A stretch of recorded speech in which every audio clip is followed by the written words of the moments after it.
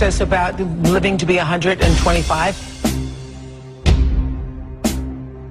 Scientists across the country has found one of the genetic keys to stuff that's in red wine and potentially slow down aging itself.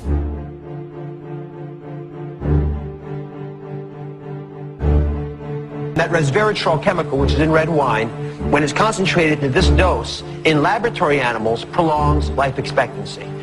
Other studies showed that among mice fed a high-fat diet, those given resveratrol didn't gain as much weight as those not given the drug.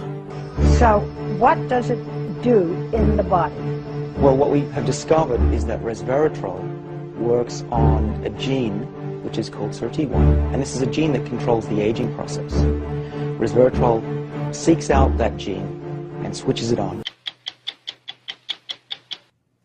17 years ago, 60 Minutes first examined the so-called French paradox, which suggested that the French, despite a high-fat diet and high consumption of wine, had a remarkably low incidence of heart disease compared with Americans.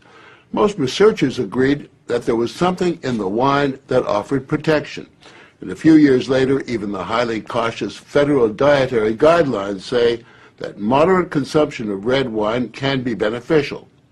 Now, scientists across the country have identified a substance in red wine called resveratrol that they believe might do more than just protect the heart, but could, in very high concentrations, significantly extend life by preventing a number of age-related illnesses. If the promise holds true, I think this has the chance to change healthcare. What you're suggesting is there's some kind of rejuvenation drug that turns a 70-year-old into a 35-year-old. That might be pretty hard to do. But I think if we're on a train heading one direction, we can slow down that train. I think we can slow down these genes that control the aging process. What we're talking about is activating the body's natural genetic defenses against diseases, and that's very powerful if we can harness that. Resveratrol has been tested on mice, and the results have been encouraging. In this test video provided by Certris, both of the mice have been fed a high-fat diet for 12 weeks. But when placed on a treadmill, the mouse on the right ran twice as far. He was taking high concentrations of resveratrol. You have fat mice, and you have fat mice with resveratrol, and the ones that are on resveratrol, they can run twice as far, and they live longer, about 20% longer. Resveratrol has caught the attention of prominent scientists everywhere, including PhDs at Harvard Medical School. Dr. David Sinclair of Harvard Medical School recently published his discovery that resveratrol allowed mice to live 30% longer, prevented them from becoming overweight, improved their motor function, and also protected them from diabetes.